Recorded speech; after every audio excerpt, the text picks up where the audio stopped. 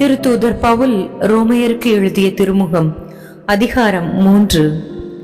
அப்படியானால் மற்றவர்களை விட யூதர்கள் பெற்றுள்ள சிறப்பு என்ன? விருத்த சேதனத்தால் அவர்களுக்கு பயன் என்ன? எல்லா வகையிலும் அவர்கள் பெரும் பயன் பெற்றுள்ளார்கள். முதலாவது, கடவுளின் வாக்கு அவர்களிடமே ஒப்படைக்கப்பட்டன. ஆனால் அவர்களுள் சிலர் அவ்வாக்குகளை நம்பவில்லையே. அதனால் என்ன?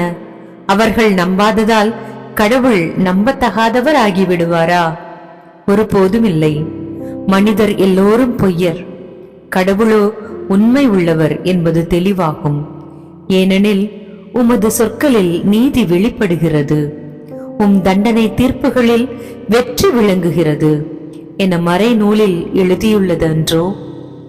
நீதியற்ற நம் நடத்தையின் மூலம் கடவுளின் நீதி வெளிப்படுமாயின் நாம் என்ன சொல்வோம்?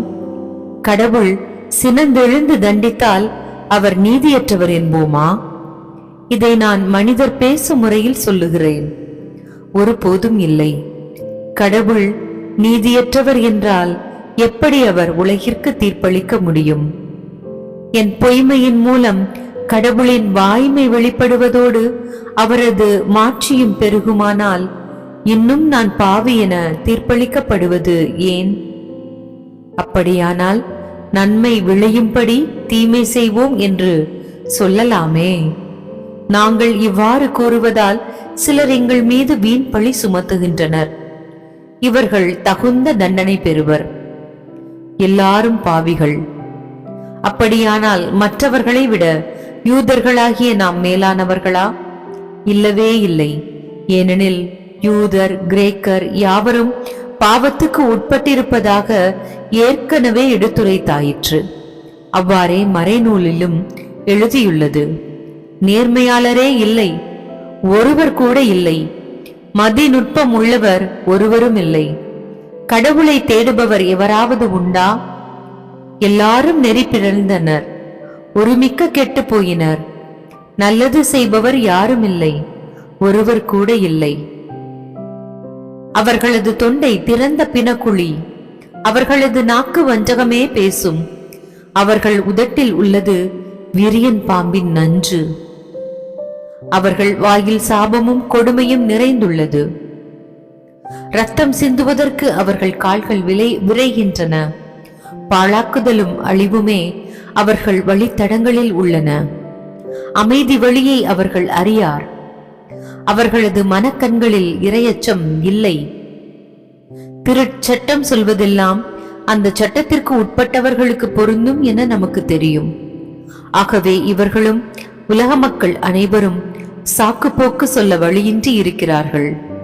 ஏனெனில் திருச்சட்டம் சார்ந்த செயல்களால் எவரும் கடவுள் முன்னிலையில் ஏற்புடையவர் ஆவதில்லை. மனிதர்கள் பாவிகள் என்பதையே சட்டம் அவர்களுக்கு உணர்த்துகிறது. கடவுள் மனிதரை தமக்கு ஏற்புடையவராக்கும் முறை. இப்பொழுதோ கடவுள் மனிதரை தமக்கு ஏற்புடையவராக்கும் செயலுக்கும் திருச்சட்டத்துக்கும் தொடர்பில்லை என்பது வெளிப்படையாக்கப்பட்டுள்ளது. திருச்சட்டமும் இறைவாக்குகளும் இதற்கு சான்று பகர்கின்றன. இயேசு கிறிஸ்துவின் மீது கொள்ளும் நம்பிக்கையின் வழியாக கடவுள் மனிதரை தமக்கு ஏற்புடையவராக்குகிறார். நம்பிக்கை கொள்வோர் அனைவரையுமே அவர் ஏற்புடையவராக்குகிறார். அவர் வேறுபாடு காட்டுவது இல்லை. ஏனெனில் எல்லாருமே பாவம் செய்து கடவுள் கொடுத்த மேன்மையை இழந்து போயினர். ஆயினும் அனைவரும் கிறிஸ்து இயேசு நிறைவேற்றிய மீட்புச் செயலின் மூலம் கடவுளுடைய அருளால் இலவசமாய் அவருக்கு ஏற்புடையவர் ஆக்கப்படுகின்றனர். இரத்தம் சிந்தி மனிதருடைய பாவத்திற்கு கழுவாய் ஆகுமாறு இயேசுவை கடவுள் நியமித்தார். அவரிடம் நம்பிக்கை கொள்வோருக்காகவே அவ்வாறு செய்தார். கடவுள் கடந்த காலத்தில் மனிதர் செய்த பாவங்களை கண்டுகொள்ளாமல் விட்டுவிட்டார். இவ்வாறு மனிதரை தமக்கு ஏற்புடையவராக்கும் முறையை அவர் காட்டினார். இக்காலத்தில் தமது நீதியை கடவுள் பொறுமையோடு காட்டி வருகிறார். ஆம், அவர் நீதியுள்ளவர். இயேசுவின் மீது நம்பிக்கை கொள்வோரை தமக்கு ஏற்புடையவர் ஆக்கி வருகிறார். அப்படி இருக்க பெருமை பாராட்ட இடமேது? இடமில்லை. எந்த அடிப்படையில் பெருமை பாராட்ட இடமில்லை? செயல்களின் அடிப்படையிலா? இல்லை, நம்பிக்கையின் அடிப்படையில்தான். ஏனெனில் திருச்சட்டம் சார்ந்த செயல்களால் அல்ல, இயேசுவின் மீது வைக்கும் நம்பிக்கையின் வாயிலாகவே எவரும் கடவுளுக்கு ஏற்புடையவராக முடியும் என கருதுகிறோம். கடவுள் யூதருக்கு மட்டுமா கடவுள்? பிற இனத்தாருக்கும் அவர் கடவுள் அல்லவா? ஆம், பிற இனத்தாருக்கும் அவரே கடவுள். ஏனெனில் கடவுள் ஒருவரே. விருத்த சேதனம் பெற்றவர்களாயினும் விருத்த சேதனம் பெறாதவர்களாயினும் இயேசுவின் மீது கொள்ளும் நம்பிக்கையின் அடிப்படையில் யாவரையும் கடவுள் தமக்கு ஏற்புடையவராக்குகிறார்.